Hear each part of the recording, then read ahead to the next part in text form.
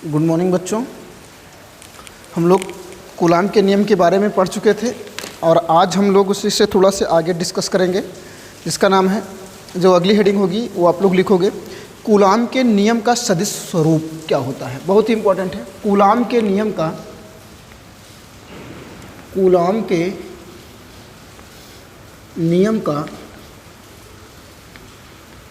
का सदिश स्वरूप, ठीक है। कूलाम के नियम का सदिश स्वरूप, ठीक है ना, या सदिश रूप भी कह सकते हो, चाहे स्वरूप कहो चाहे रूप कहो। तो देखो ध्यान से,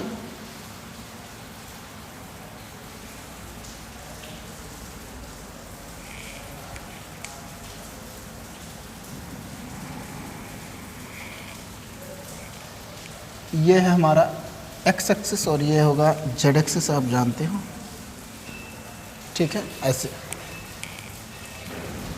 ये है वाई एक्सिस और ये हमारा एक्स एक्सिस यानी एक्स अक्ष है, और ये हमारा है जेड अक्ष। क्या है ये? जेड अक्ष है। हम सपोज करते हैं एक आवेश रखा है यहाँ Q1, क्या रखा है? Q1, और दूसरा स्थिर आवेश है क्या? Q2। ये कोई दिक्कत? और दोनों को जो है, दोनों से जो दूरियां हैं क्रमशः, ये है R1 और इसको हम ले लेते हैं R2, कर लेते हैं भैया R2। ये R1 वेक्टर हो जाएगा और ये हो जाएगा हमारा R2 वेक्टर। कोई प्रॉब्लम तो नहीं है ना। और यहाँ से इसको हम ऐसे मिला देते हैं। सपोज करते हैं ये इसको इंटरसेक्ट करता है यहाँ से कुछ इस तरीके से, ऐसे, ठीक है। ये हमारा हो गया Q2, कोई दिक्कत नहीं है ना। तो एक हमारा हो गया Q1 और ये हो गया हमारा Q2। देखो, सदिश में सबसे बड़ी चीज़ होती है, हमें दिशा का ध्यान रखना है। किसका ध्यान रखना है? दिशा का, ठीक है। तो एक फोर्स होगा हमारा F12, 1 से 2 की तरफ होगा, और दूसरा होगा F21। क्या होगा? एक हमारा होगा F12 वेक्टर और एक होगा F21 वेक्टर। कंफर्म हो गया? कोई दिक्कत तो नहीं है। तो जब हम यहाँ से देखेंगे भैया, एक तो हमारा ये टोटल हो जाएगा AB, ये तो हो गया हमारा O, ये है O, और ये हो जाएगा A और ये हो जाएगा B। कोई दिक्कत तो नहीं है? समझ में आ गया? तो यहाँ लिखना पड़ेगा, माना दो स्थिर बिंदु आवेशों, माना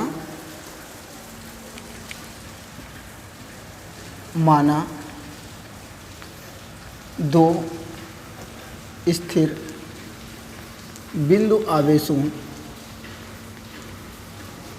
माना दो स्थिर बिंदु आवेशों, ठीक है। माना दो स्थिर बिंदु आवेशों, ठीक है, Q1 व Q2, Q1 व Q2 के स्थिर सदिश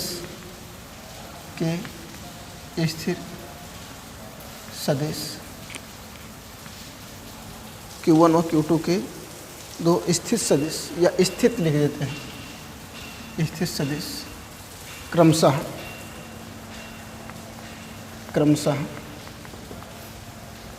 R1 व R2 वेक्टर हैं।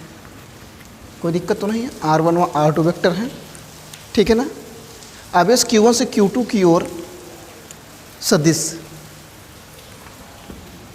हो गया। यहाँ लिखेंगे आवेश Q1 से Q2 की ओर, Q1 से Q2 की ओर सदिश,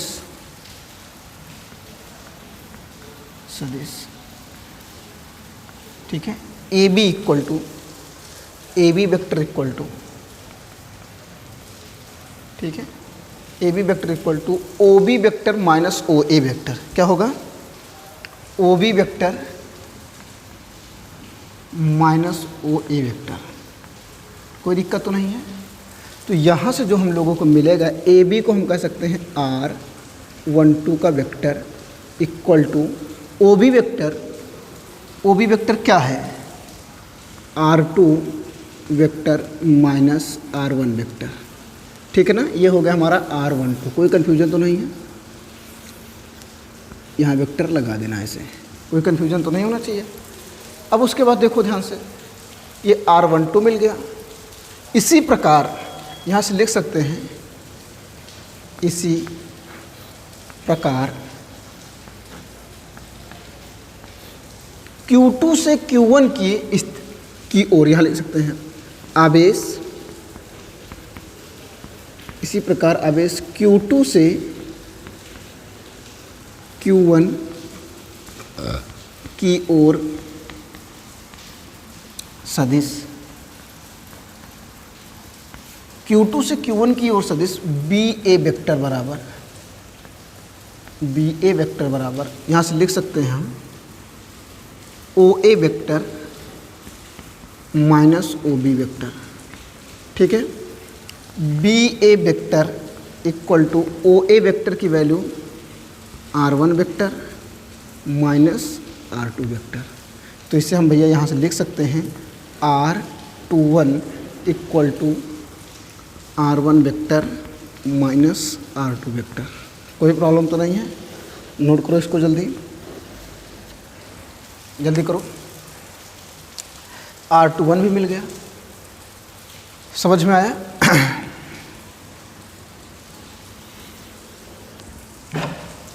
जल्दी करो। यही लिख सकते हैं, यदि इन सदिशों के अनुदिश एकांक सदिश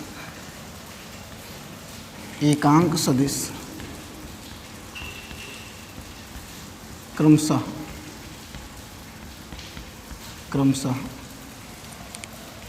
R12 का कैप तथा R21 का कैप हो तो भैया हम लोगों ने एकांक सदिश का फार्मूला पढ़ा था। एकांक सदिश का फार्मूला क्या था? बोलो भाई। एकांक सदिश का फार्मूला हम लोगों ने पढ़ा था, A cap equal to vector A upon mod A, मतलब जो रिजल्टेंट यानी परिणामी है। तो जैसे यहाँ भी लिख सकते हैं R12 का कैप इक्वल टू, यहाँ से लिख सकते हैं R वेक्टर अपॉन R, यहाँ 12 लिख दो और यहाँ भी 12 हो जाएगा। और R21 कैप इक्वल टू हो जाएगा R21 वेक्टर और अपॉन R21 हो जाएगा। कंफर्म हो गया? कोई दिक्कत तो नहीं है ना? समझ में आ गया ना? जल्दी नोट करो, जल्दी करो। समझ में आ गया भैया?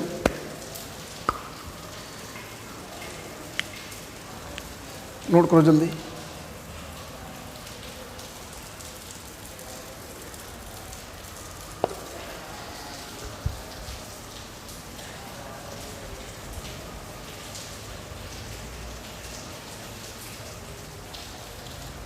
अब इसको हम मिटा दे रहे हैं, जल्दी इसको इरेज कर दे रहे हैं।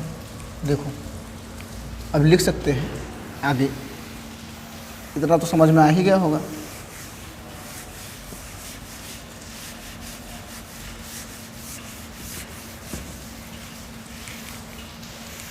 आगे लिख रहे हैं यहाँ से,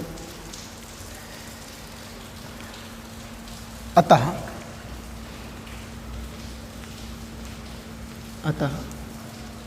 Q2 द्वारा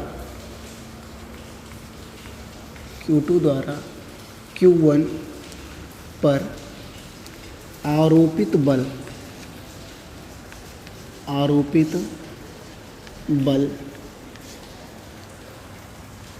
F Q2 द्वारा Q1 पे जो आरोपित बल होगा वो क्या होगा भैया, F21 इक्वल टू, नहीं Q1 पे निकालना तो F12 निकाल लेते हैं, F12 इक्वल टू यहाँ से हो जाएगा 1/4 pi epsilon naught Q1 Q2 और अपॉन, यहाँ से लिख सकते हैं Q2 से Q1 की तरफ जा रहे हैं तो BA स्क्वायर लिख सकते हैं, BA का स्क्वायर। कोई कन्फ्यूजन तो नहीं है ना, जल्दी कर लो, BA का स्क्वायर, ठीक है। और इनटू भाई अब स्थिर सदिश हम लोगों ने किया लिया था इसके लिए, ठीक है ना, इनटू BA वेक्टर, BA का स्क्वायर इनटू इसका जो सदिश लिया था BA वेक्टर। कोई कन्फ्यूजन तो नहीं है। अब यहाँ से लिख सकते हैं F12 equal to 1/4 pi epsilon naught, ठीक है, Q1 Q2 अपॉन BA को लिख सकते हैं R21 का स्क्वायर और इनटू BA को लिख सकते हैं हम R21 का कैप, क्योंकि ये यूनिट वेक्टर शो कर रहा है, ठीक है ना, समझ में आ गया ना। और उसके बाद यहाँ से लिख सकते हैं, अभी हमने पहले बताया था आपको कि R21 cap is equal to होता है R21 वेक्टर अपॉन R21, ठीक है ना। तो यहाँ से लिख सकते हैं F12 equal to 1/4 pi epsilon naught Q1 Q2 upon R21 to the whole square into इसका जो वैल्यू है ये रख सकते हैं R21 का स्क्वायर, सॉरी स्क्वायर नहीं, यहाँ R21 वेक्टर अपॉन R21 हो जाएगा। तो इसे हम लिख सकते हैं F12 vector equal to 1/4 pi epsilon naught Q1 Q2 upon R21 का क्यूब इंटू R21 वेक्टर। कोई कन्फ्यूजन तो नहीं है, समझ में आ गया। इसे ऐसे भी लिख सकते हैं F12 equal to 1/4 pi epsilon naught Q1 Q2 upon R21 को लिख सकते हो R2 minus R1 to the whole cube और इनटू इसे लिख सकते हो R1 vector minus R2 vector. Confirm हो गया ना, कोई दिक्कत तो नहीं है। यहाँ भी R1 माइनस R2 लिखना, R1 vector minus R2 vector, कोई दिक्कत तो नहीं है। ये हो गया हमारा F1। इसे बोलते हैं कूलाम के नियम का सदिश रूप। अब इसी प्रकार हम लोग F21 निकालेंगे। जल्दी नोट करो इसको, तो जल्दी करो।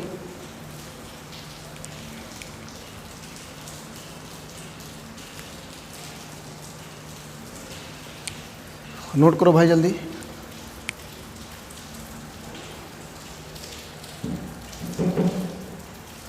हो गया ना, चलो देखो अगला,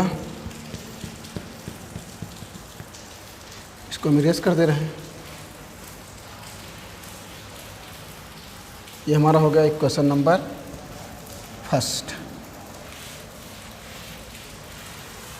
हम लोग निकालेंगे इसी प्रकार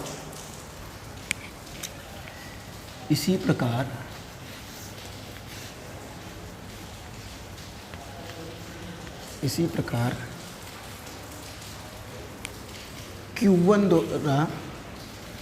द्वारा Q2 पर आरोपित बल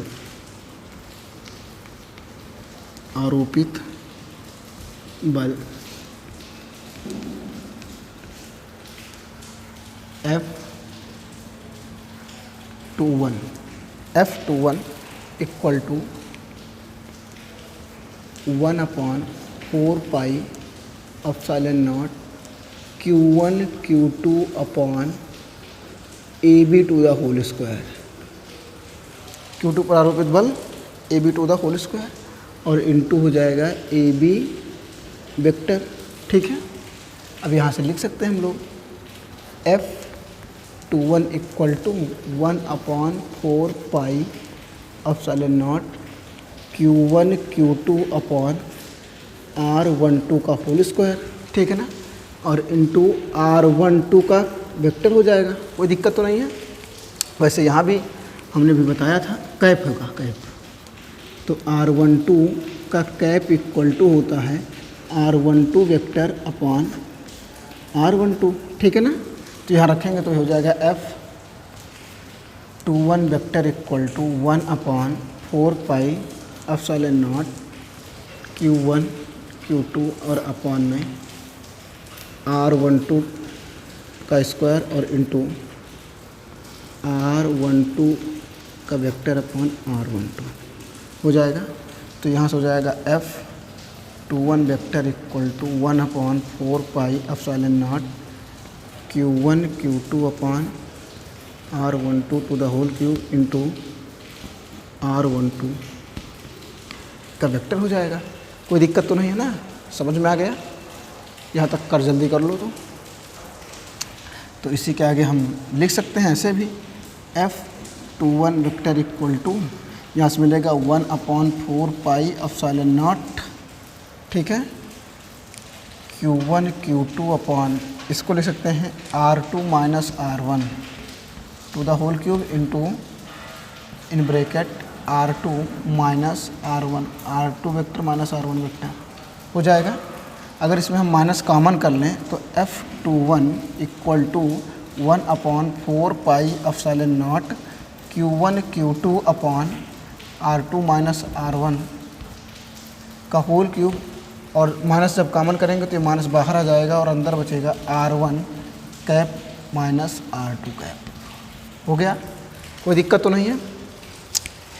समीकरण 1 से, समीकरण 1 से दिख रहा होगा ये किसकी वैल्यू है, F12 की। तो यहाँ से निकल के आ गया F21 equal to minus F12, निकल के आया कि नहीं, समझ में आया कि नहीं है। ये कूलाम नियम है, ठीक है ना। जल्दी इसलिए ना करो तो एक नई बात बताते हैं, जल्दी करो, जल्दी कर लो भाई।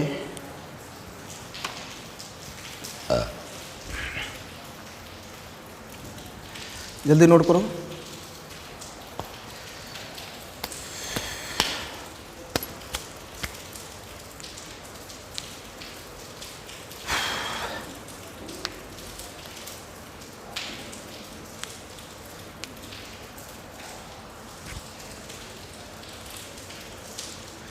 इसको हम इरेज कर दे रहे हैं, ठीक है ना भैया, इसको हम इरेज कर दे रहे हैं।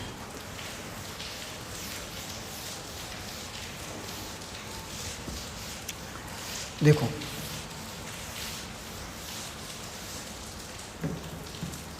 यहाँ से निकल के आ गया F12 equal to minus F21, या हमने लिखा होगा F21 equal to minus F12, कोई दोनों एक ही चीज़ है, ठीक है। दोनों एक दूसरे से अपोजिट है तो हम लिख सकते हैं उपरोक्त से स्पष्ट है, उपरोक्त से स्पष्ट है कि कूलाम का नियम, कूलाम का नियम,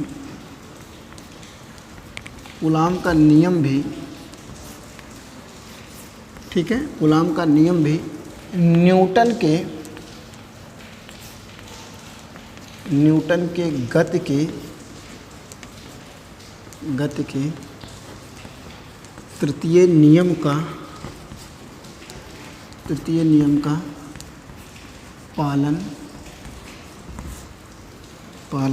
करता है, ओके, जल्दी करो।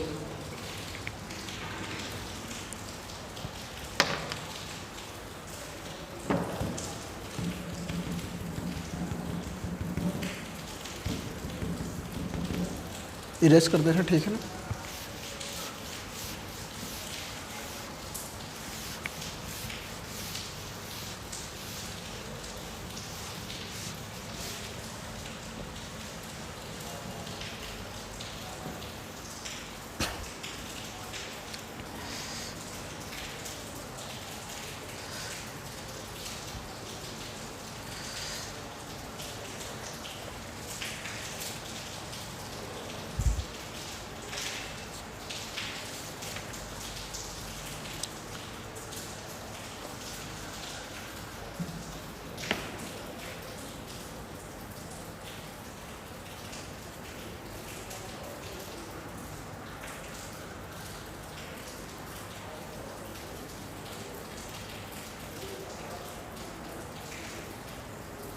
अगली हेडिंग लिखेंगे हम लोग परावैद्युतांक अथवा आपेक्षिक वैद्युतशीलता।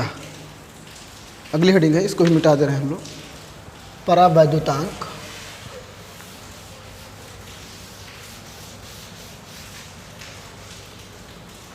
अगली हेडिंग है परावैद्युतांक परावैद्युतांक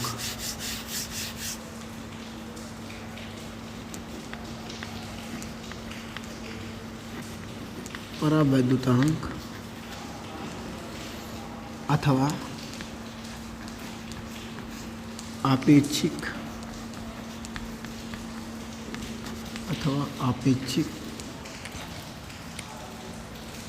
वैद्युतशीलता।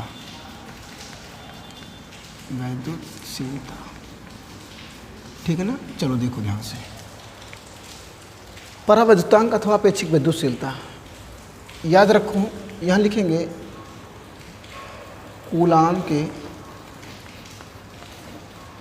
के नियमानुसार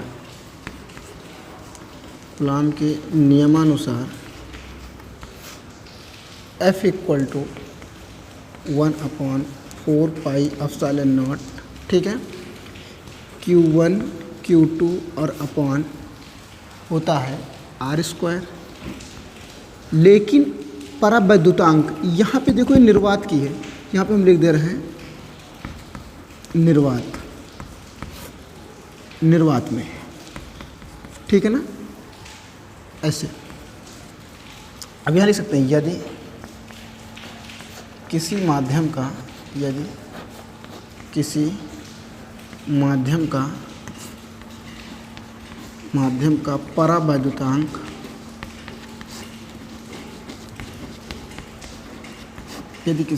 का परावैद्युतांक कैपिटल K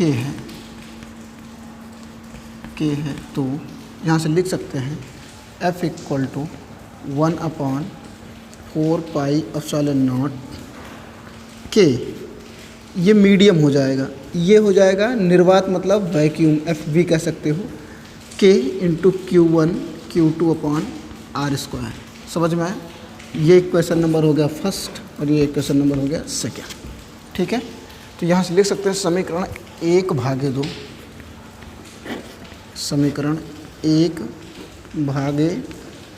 1/2 कर सकते हैं, ठीक है ना।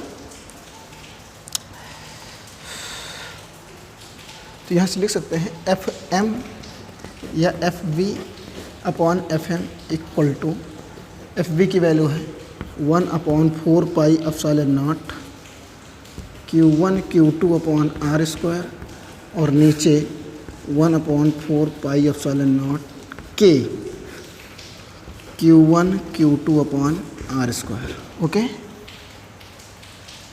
ये पूरा इससे कैंसिल हो गया, ये इससे कैंसिल हो गया, K ऊपर चला जाएगा। तो यहाँ से लिख सकते हैं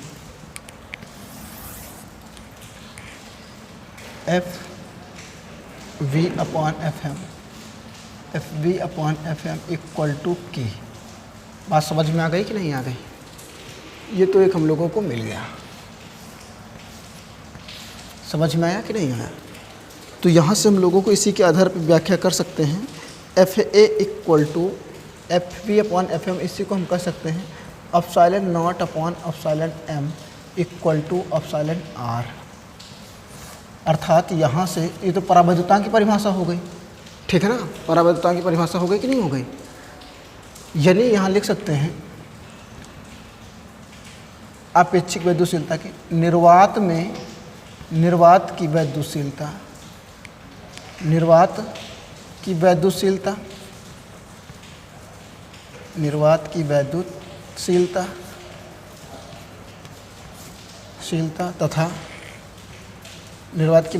तथा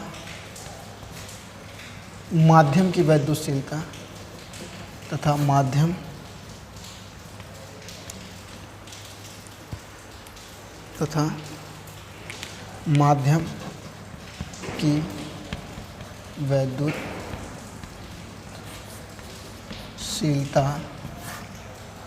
माध्यम की वैद्युतशीलता के अनुपात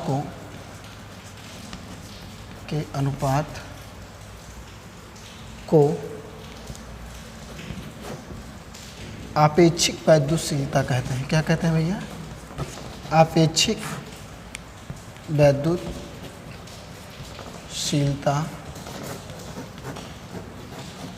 कहते हैं। ठीक है, यह मात्रकहीन एवं विमाहीन राशि है, एवं विमाहीन राशि है। ठीक है, जल्दी करो इसको।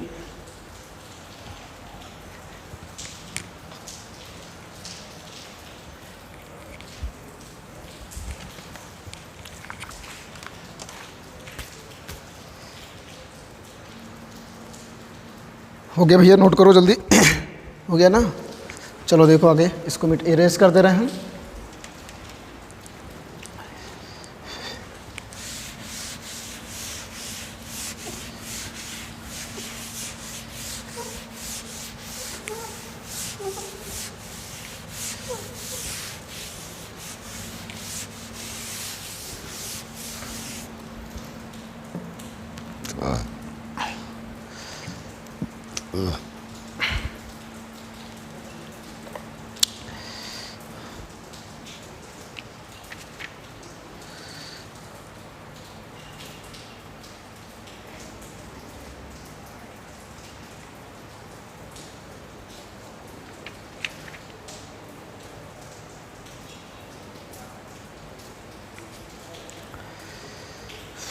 चलो ये दोनों न्यूमेरिकल हम लोग ऐसे सॉल्व करते हैं इससे रिलेटेड, ताकि आज जो है आपका काम हो जाए। ठीक है, आज इसका न्यूमेरिकल सॉल्व करते हैं। ठीक है, बाकी आवेशों का वितरण तो हमने बता ही दिया था। ठीक,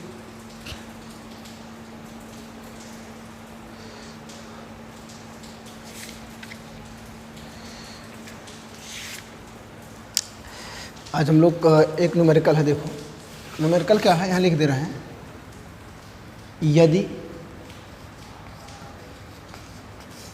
इलेक्ट्रॉन तथा प्रोटॉन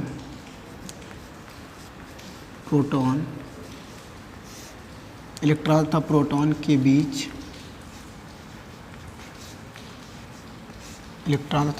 के बीच की दूरी 2 एंगस्ट्रॉम है, तो उनके बीच लगने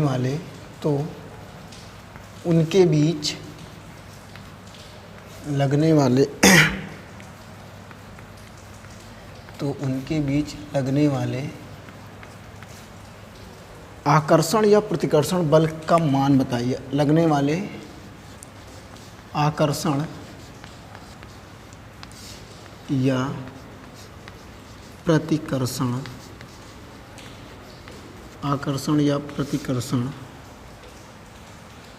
बल का मान बताइए।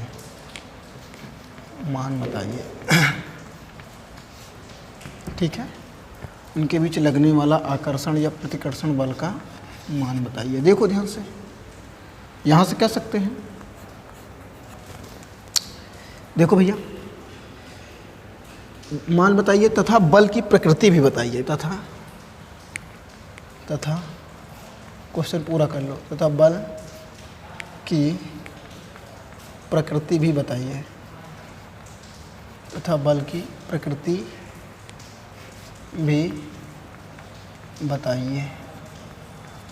ओके, चलो देखो, सबसे पहली चीज़ तो यह है कि एक है हमारा इलेक्ट्रॉन और एक क्या है, प्रोटॉन है। मतलब सॉल्यूशन देखो, एक हमारा है इलेक्ट्रॉन और एक क्या है, प्रोटॉन। ई और पी, ऐसे।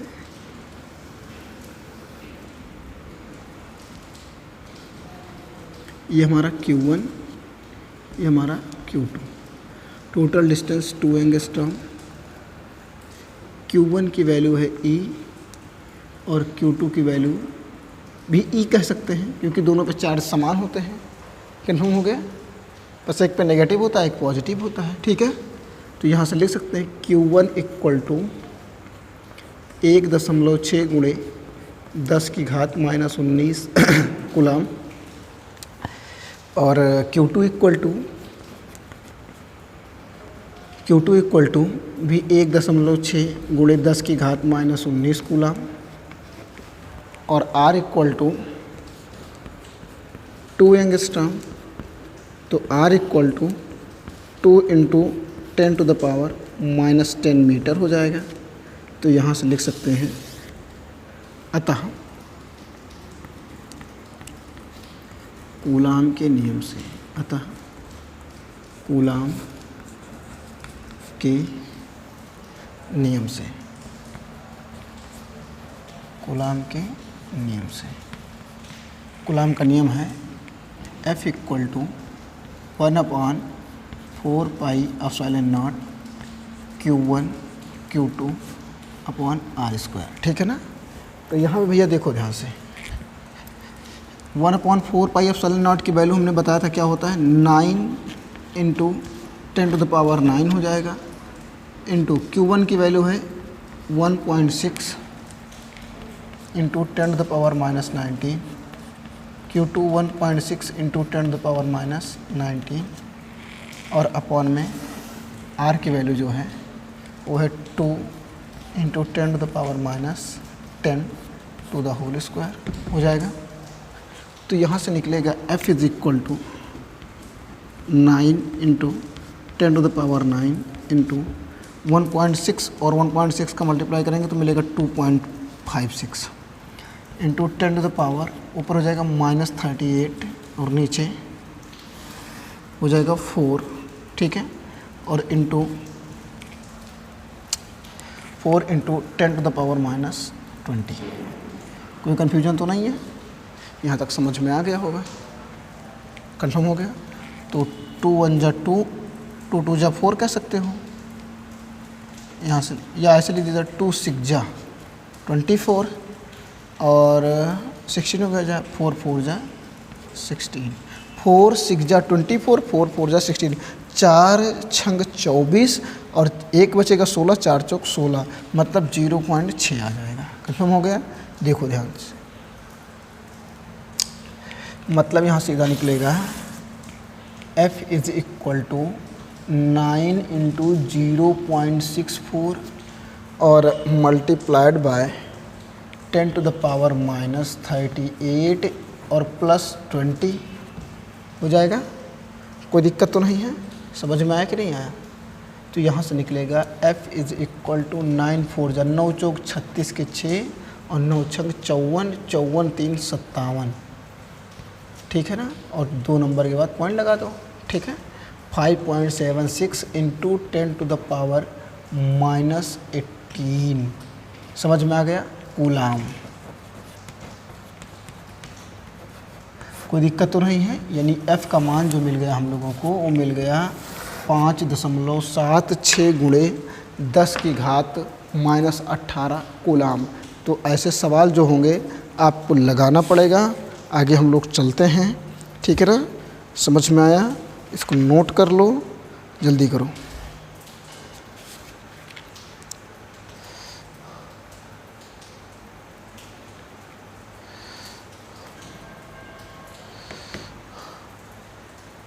जल्दी कर लो भाई, हो गया? इसको हम इरेज कर दें।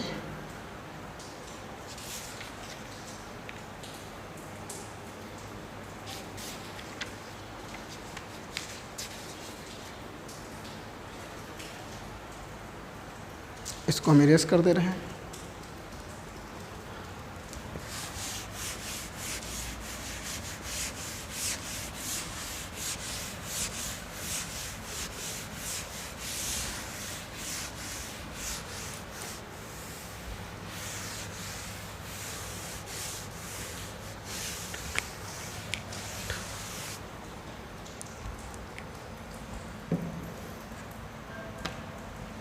चलो देखो भैया ध्यान से,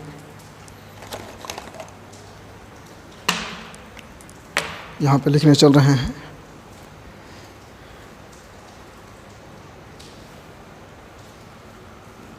वैद्युत क्षेत्र की तीव्रता।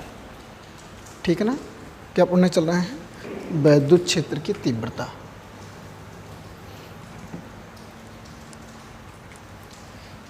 तो यहाँ लिख सकते हैं वैद्युत क्षेत्र, पहली परिभाषा क्या है? वैद्युत क्षेत्र,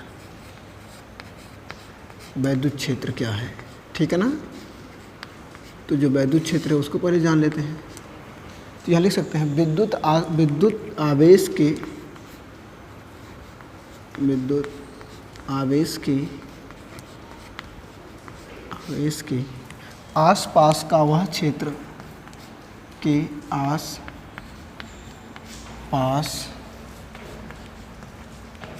का वह क्षेत्र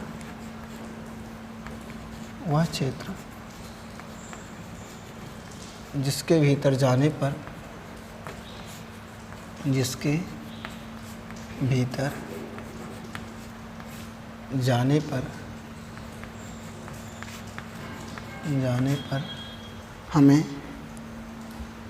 हमें एक विशेष प्रकार के बल का अनुभव होता है। एक विशेष प्रकार के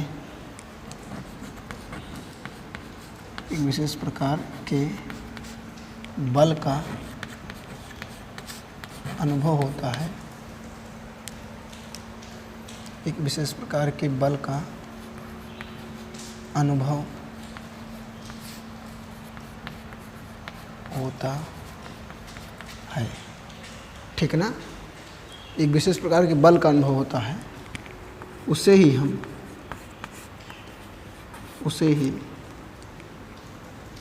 वैद्युत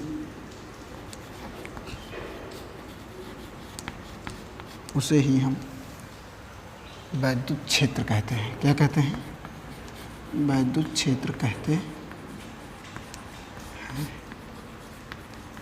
ठीक है ना, यानी वैद्युत आवेश के आसपास का वह क्षेत्र जिसके भीतर जाने पर हमें एक विशेष प्रकार के बल का अनुभव होता है, उसे ही हम वैद्युत क्षेत्र कहते हैं। अब अगली हेडिंग होगी वैद्युत क्षेत्र की तीव्रता।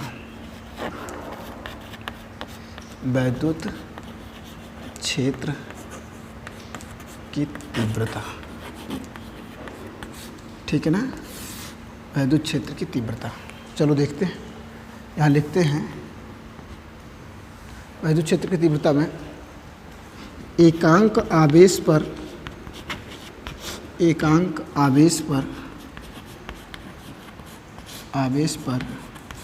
लगने वाले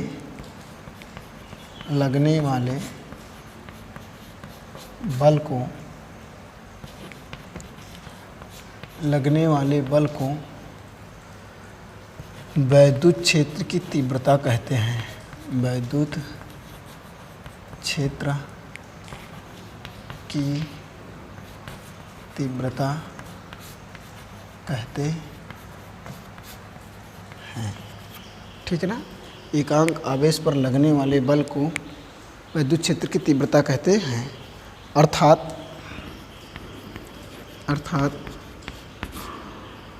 E=F/Q नॉट। ठीक है ना, E= क्या होगा? 1/Q F E=F/Q नॉट होगा। बात समझ में आई कि नहीं आई? और शायद इसको हमने बता दिया था, पढ़ा दिया था, वैसे जानते हो इसका मात्रक क्या होगा? मात्रक हो जाएगा न्यूटन प्रति कूलम बीमा mL² mLT-2/80। ठीक है ना, तो यहाँ से मिल जाएगा हम लोगों को mLT-3A-1। ठीक है ना, वैद्युत क्षेत्र की तीव्रता की बीमा हो जाएगी। कन्फर्म हो गया। अब बिंदु आवेश के कारण जो वैद्युत क्षेत्र की तीव्रता, अगली हेडिंग होगी बिंदु आवेश के कारण।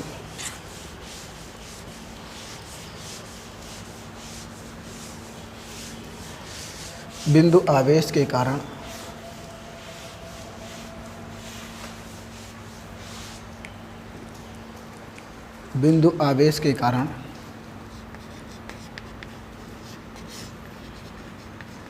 बिंदु आवेश के कारण वैद्युत क्षेत्र की तीव्रता, वैद्युत क्षेत्र की तीव्रता। ओके, सपोज करते हैं एक आवेश ये Q है और एक क्या है Q0 है, जिनके बीच की दूरी क्या है R है। समझ में आया? अब इसी बिंदु आवेश का कारण निकाल लो, तो इनके बीच लगने वाला बल जो होगा, लिखेंगे आवेशों के बीच लगने वाला बल, आवेशों के बीच लगने वाला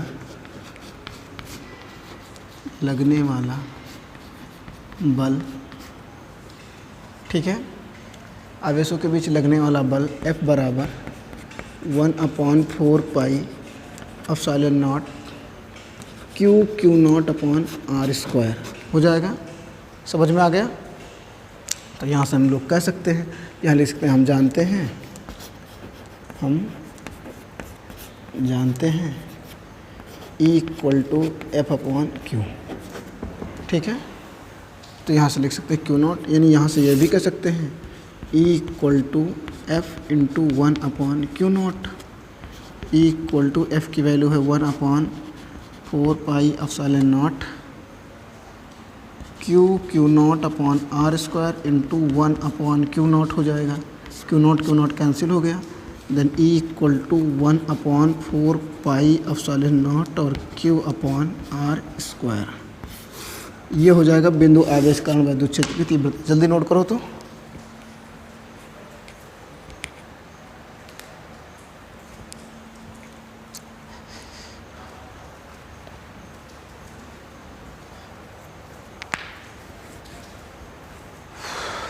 जल्दी कर लो भाई।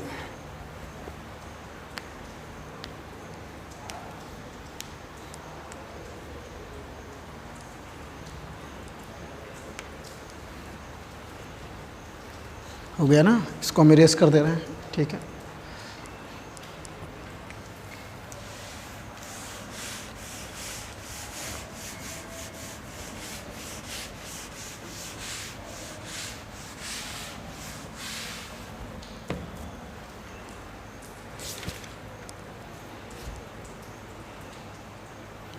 हेडिंग लिखना वैद्युत द्विध्रुव, ठीक है ना। अगली हेडिंग है वैद्युत द्विध्रुव।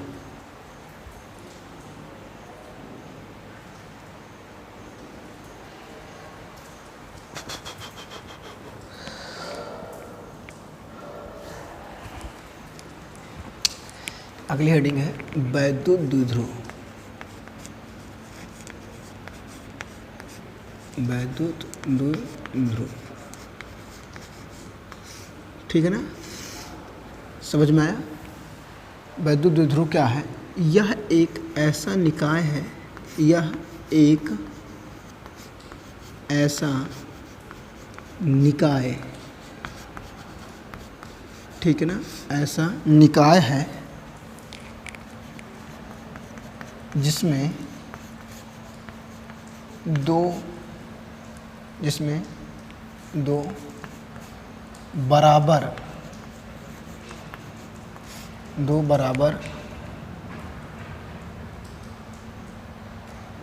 परिमाण वाले आवेश हों, परिमाण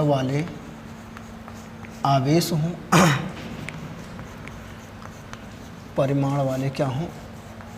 आवेश हों, तथा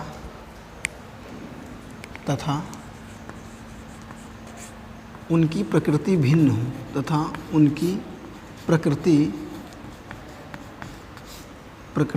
भिन्न हो,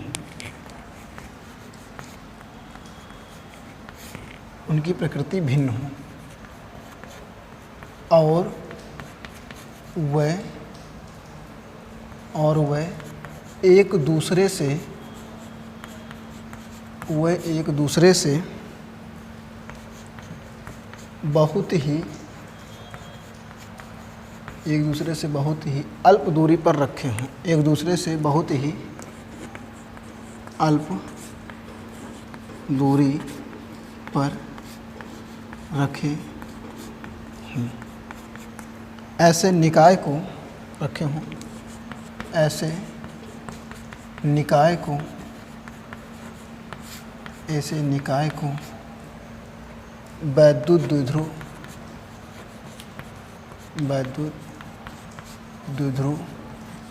कहते हैं। वैद्युत द्विध्रुव कहते हैं। यह एक ऐसा निकाय है जिसमें दो बराबर परिमाण वाले आवेश हों। आवेश क्या हों? बराबर परिमाण वाले हों तथा उनकी प्रकृति भिन्न हो, और इनकी प्रकृति क्या हो? भिन्न हो, और वह एक दूसरे से बहुत ही अल्प दूरी पर रखे हों। ऐसे निकाय को हम वैद्युत द्विध्रुव कहते हैं। ठीक है ना। जैसे एक आवेश ये माइनस है, माइनस क्यू, तो दूसरा 100% क्या होना चाहिए? प्लस होना चाहिए। यानी ये जो है दूसरा आवेश हमने ले लिया प्लस क्यू। ठीक है। और इनका मध्य बिंदु जो है, इनका जो मध्य, कोई भी अध्ययन करेंगे तो मध्य बिंदु से करेंगे, ओ है, और ये दूरी जो होगी वो एल होगी। इतनी एल हो जाए ऐसे, कोई दिक्कत तो नहीं है, कन्फर्म हो गया। तो कुल दूरी कितनी होगी दोनों आवेशों के बीच की? ये ए ओ बी। तो यहाँ से अगर हम कुल दूरी की बात करें तो टोटल जो डिस्टेंस है वो हो जाएगी 2l। बात समझ में ना। ऐसे ही निकाय को हम क्या कहते हैं? वैद्युत द्विध्रुव कहते हैं। अब अगली हेडिंग होगी वैद्युत द्विध्रुव आघूर्ण। वैद्युत द्विध्रुव आघूर्ण। वैद्युत द्विध्रुव आघूर्ण। बात समझ में आ गई भैया? वैद्युत द्विध्रुव आघूर्ण क्या है? चलो देखो, यहाँ लिख सकते हैं हम आवेशों तथा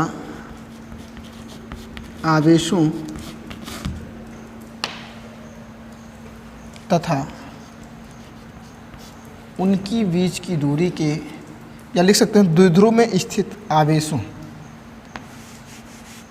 द्विध्रुव में, वैद्युत द्विध्रुव में स्थित वैद्युत द्विध्रुव में स्थित आवेशों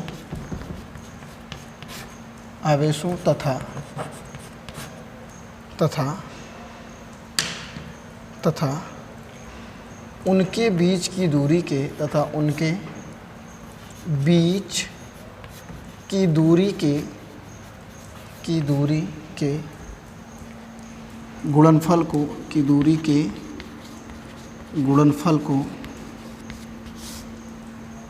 को वैद्युत द्विध्रुव कहते हैं। वैद्युत द्विध्रुव आघूर्ण कहते हैं। इसे P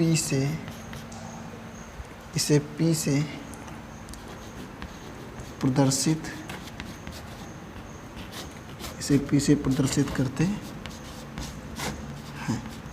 हो गया।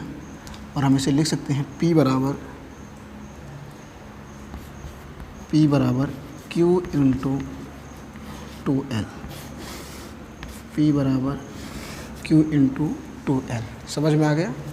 यानी यहीं से लिख सकते हैं मात्रक और बीमा। इसका मात्रक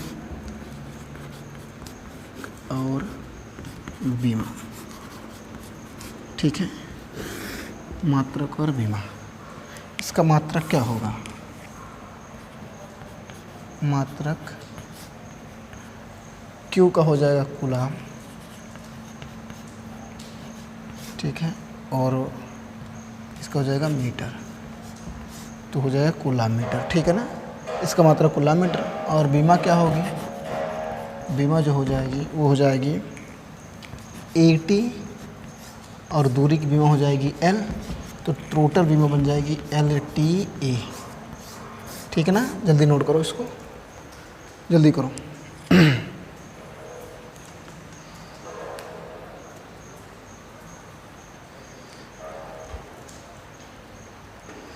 हो गया भैया? अब हमें दो स्थितियाँ पढ़नी है। पहली है वैद्युत द्विध्रुव आघूर्ण कारण उत्पन्न वैद्युत क्षेत्र की तीव्रता।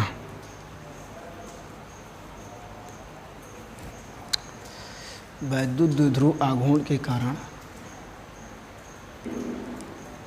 अगली हेडिंग है, इसको हम इरेज कर दे रहे हैं।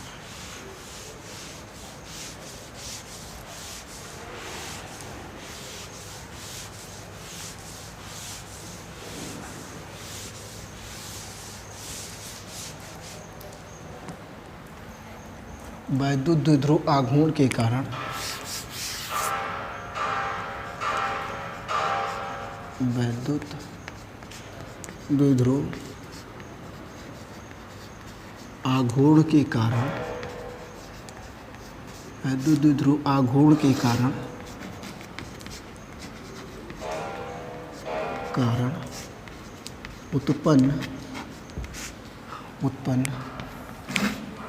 उत्पन्न वैद्युत क्षेत्र की तीव्रता, उत्पन्न वैद्युत क्षेत्र की तीव्रता, ठीक है, उत्पन्न वैद्युत क्षेत्र की तीव्रता। तो इसे हम दो स्थितियों में निकालेंगे। सबसे पहला है अक्षीय स्थिति में, किस में निकालेंगे, अक्षीय स्थिति में,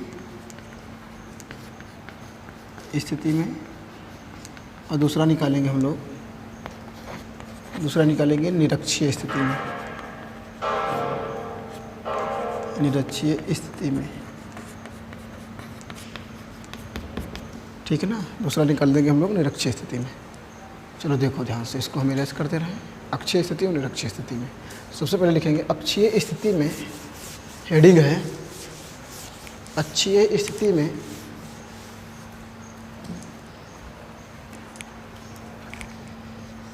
अक्षीय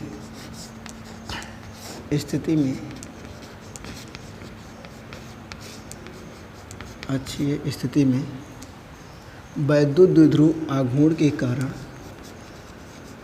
वैद्युत द्विध्रुव आघूर्ण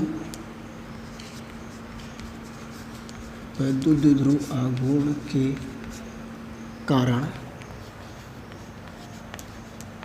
कारण उत्पन्न वैद्युत क्षेत्र की तीव्रता, उत्पन्न वैद्युत क्षेत्र की तीव्रता, ठीक है, उत्पन्न वैद्युत क्षेत्र की तीव्रता। चलो देखो ध्यान से,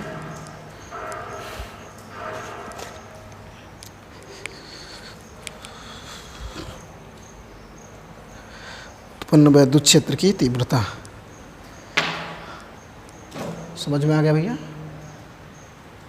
चलो इसको देखो, इसको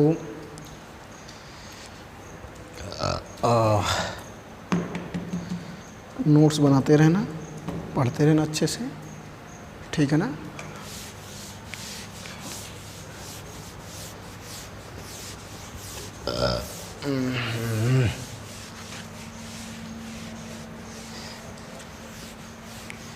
चलो देखो, सपोज करते हैं एक माइनस आवेश Q है, ठीक है, और एक प्लस आवेश Q है, ठीक है, जिनके बीच की जो दूरी है, हमने कहा था टोटल जो दूरी होगी वो 2L होगी, वो क्या होगी 2L होगी। ये टोटल जो डिस्टेंस है वो हो जाएगी 2L। कोई दिक्कत तो नहीं है, बात समझ में आ गई। अब उसके बाद देखो ध्यान से, यहाँ पे मान लेते हैं इसी से कुछ दूर पे इसका मध्य बिंदु जो है O है, ये मध्य बिंदु O है, ठीक है ना। और इसी O से कुछ दूरी पे सपोज करते हैं ऐसे ही स्मॉल, यहाँ पे कोई पॉइंट है क्या K, ठीक है ना, जिस पे देखो ध्यान से माइनस Q के आवेश के कारण उत्पन्न तीव्रता हम ले लेते हैं E1, और जिसकी डायरेक्शन भी यही होगी और Q की डायरेक्शन भी यही होगी, तो दूसरे के लिए हम ले लेते हैं E2। बात समझ में आ गई। और अगर हम इसके मध्य बिंदु से यहाँ तक की जो दूरी है, ये इसके तक के, उसको हम ले लेते हैं R। ये पूरी दूरी यहाँ से लेकर के हम क्या ले लेते हैं R। ध्यान देना, समझ में आ गया। तो ये इसका नाम हो जाएगा ए, इसका नाम हो जाएगा बी। कंफर्म हो गया। तो यहाँ से अगर देखा जाए, ठीक है, तो क्या निकल के आ रहा है, यहाँ से निकल के आ रहा है भाई, अगर हम कह दें कि बताओ बी के बीच की दूरी क्या होगी, यानी बी के इक्वल टू, तो बी के मतलब यही इतना होगा, तो हम लिख सकते हैं ये हो जाएगा आर माइनस एल। ये हमारा यहाँ से यहाँ तक क्या हो जाएगा, आर माइनस एल। और ए के क्या होगा, टोटल डिस्टेंस यहाँ से यहाँ तक जुड़ जाएगी, तो टोटल डिस्टेंस हो जाएगी आर और प्लस एल। ध्यान रखना, तो ये कुल दूरी हो जाएगी, ये हो जाएगी आर प्लस एल। कन्फर्म हो गया। डेरिवेशन है, इसको ध्यान समझना, ठीक है। यहाँ लिखने चल रहे हैं, माना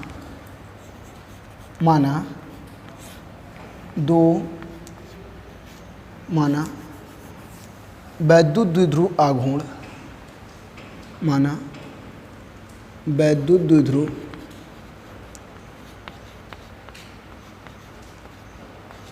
द्विध्रुव में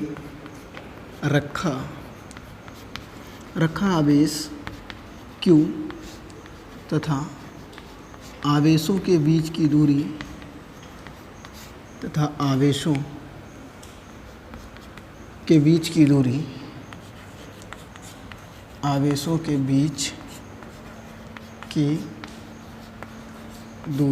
ठीक है, आवेशों के बीच की दूरी 2L, ठीक है ना, कंफर्म हो गया, 2L है। तथा द्विध्रुव का मध्य बिंदु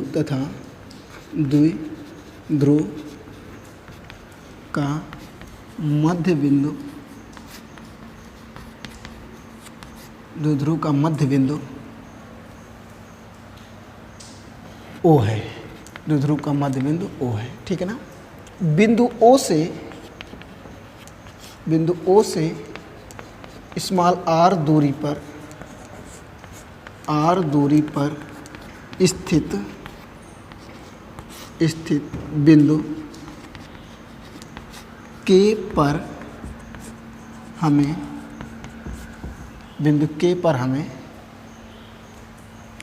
वैद्युत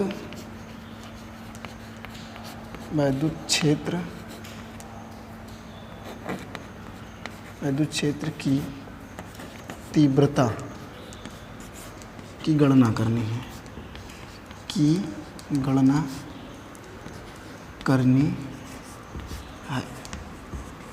नोट करो जल्दी, की गणना करनी है, ठीक है ना। समझ में आ गया। अब यहाँ से लिख सकते हैं प्लस Q आवेश से, यहाँ से लिख सकते हैं प्लस Q आवेश से K के बीच की दूरी R प्लस L तथा माइनस Q से K के बीच की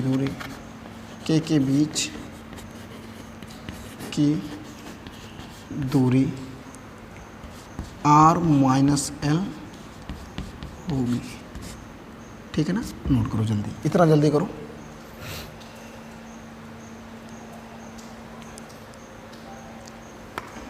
इतना जल्दी करो।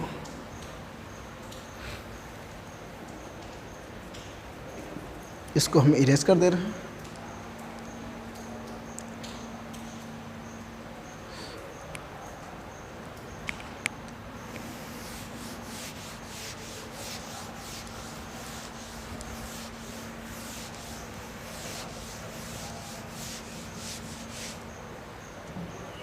लिख देने चल रहे हैं प्लस Q, अतः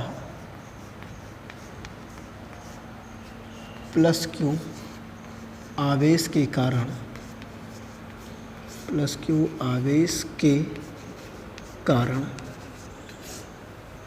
ठीक है, अतः प्लस Q आवेश के कारण वैद्युत क्षेत्र की तीव्रता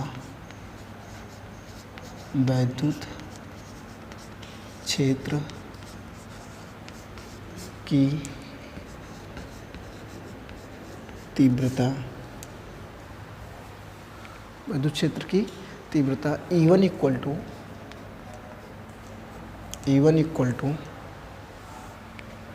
1/4 pi Q upon R minus L to the whole square. ठीक है, समझ में आ गया। इसी प्रकार माइनस Q आवेश के कारण विद्युत क्षेत्र की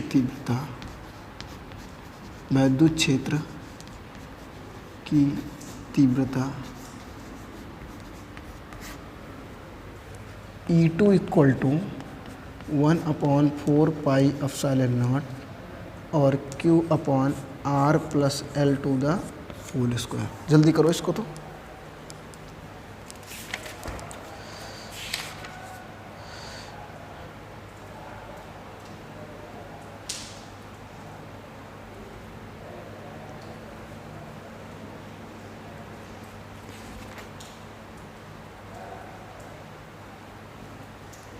हो गया ना। और इन दोनों की दिशाएं हमेशा क्या है, विपरीत है। एक E1 है और एक E2 है। तो यहाँ माइनस Q आवेश कारण ले सकते हैं, माइनस, यहाँ माइनस लगा सकते हैं। अतः E2 equal to -1/4 pi epsilon naught Q upon R plus L to the whole square. हो गया। तो यहाँ से लिख सकते हैं, यहाँ लिख देंगे चूँकि E1 व E2 की दिशाएं